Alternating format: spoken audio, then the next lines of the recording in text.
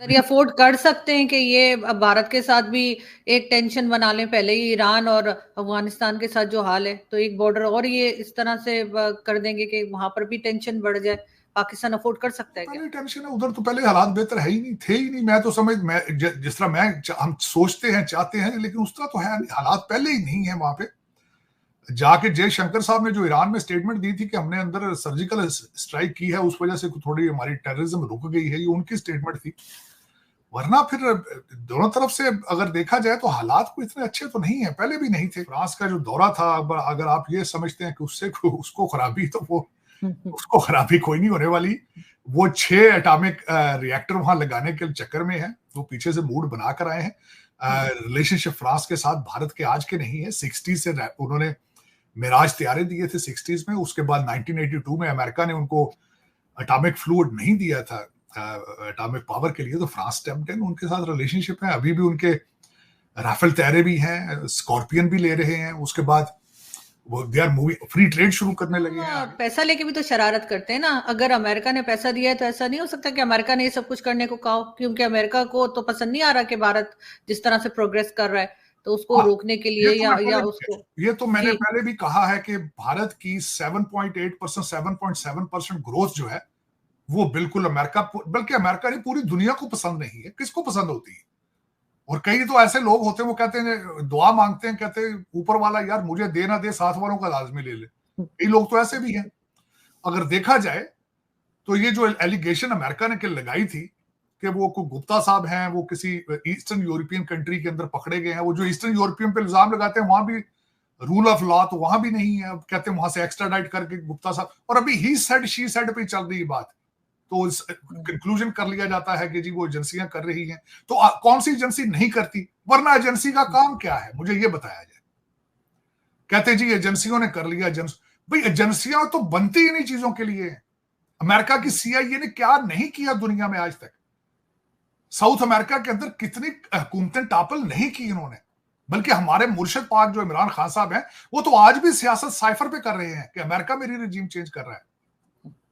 तो ये अगर देखा जाए कि फिर एक कंट्री को कार्नर चोक करना है, कार्नर में लगाना, मेरे ख्याल में तो मुनासिब नहीं है। वरना एजेंसियां मुसाद है, वरना रा है, वरना आईएसआई है, वरना जितने मुल्कों की एजेंसियां, उनका दर हकीकत काम ही ये होता है कि अपने नेशनल इंटरेस्ट में जाके चीजें जो है वो अंडरग्राउंड उनको ऑपरेट करना। बल्कि यहाँ पे तो अभी सिर्फ 2 लोगों का आया है, एक जो डस्का में और एक जो मुजफ्फराबाद में। वरना इनके पास तो कहते हैं कुछ सिख भी हैं जो लाहौर में मर्डर हुए हैं, और 2 कश्मीरी जो थे वो कराची में मर्डर हुए हैं। और पता नहीं, या तो इनको, या तो मैंने तो सिर्फ इस पे थोड़ी सी रिसर्च की है जो आज प्रेस कॉन्फ्रेंस की गई है, किस तरीके से लोग यूएई से ऑपरेट होते रहे हैं, किस तरीके से पैसे लेकर वो काम करते रहे हैं, किस तरीके से 2 भारतीय निजात इन्होंने, वो मैंने उसकी सुनने की कोशिश की सारी। लेकिन मेरे ख्याल में बेहतर होगा कि इसको डिप्लोमेटिकली और सही तरीके से एविडेंस उनको दें और उनसे जवाब मांगें, और फिर उनकी जो रिजर्वेशंस हैं चीजों के हवाले से, उनको भी सेटिस्फाई किया जाए दोनों तरफ से। ये तो ताली एक हाथ से तो नहीं बजती ना, कि आप कहें कि वो कर रहे हैं और आप जो वो कहते हैं आप उनकी बात ना सुने। ये तो दोनों तरफ से होना चाहिए, तभी रिलेशनशिप बेहतर होंगे। अगर आपका मूड हो, अगर जिस तरह आज के हिसाब से लग रहा है कि शायद we are not moving towards any betterment in relationship. लेकिन सर जब हमारे यहाँ की तरफ से इंडिया हमें कोई कंप्लेन करता है तो हम तो कोई बात नहीं मानते, ना हम उनकी कोई मदद करते हैं, ना लोगों को पकड़ते हैं, ना कुछ करते हैं।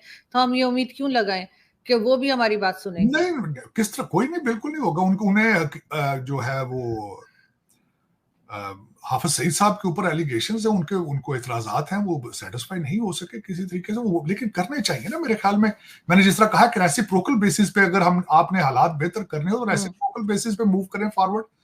लेकिन ये कि अब उनका वो फ्रांस का जो दौरा था, अगर आप ये समझते हैं कि उससे उसको खराबी, तो वो उसको खराबी कोई नहीं होने वाली। वो 6 एटॉमिक रिएक्टर वहां लगाने के चक्कर में है, वो पीछे से मूड बनाकर आए हैं। रिलेशनशिप फ्रांस के साथ भारत के आज के नहीं है, 60 से उन्होंने मिराज तैयारे दिए थे 60s में। उसके बाद 1982 में अमेरिका ने उनको एटॉमिक फ्लूइड नहीं दिया था एटॉमिक पावर के लिए, तो फ्रांस स्टेप्ड इन, उनके साथ रिलेशनशिप है। अभी भी उनके राफेल तैयारे भी हैं, स्कॉर्पियन भी ले रहे हैं, उसके बाद वो they are moving, free trade शुरू करने लगे हैं आगे। और जिस तरीके से उनका एक रोड शो और एक सक्सेसफुल दौरा जा रहा है जयपुर का, मेरा मकसद उनका, तो मैं बल्कि एक चीज लाजमी बताना चाहूंगा कि जिससे मैं बहुत इंप्रेस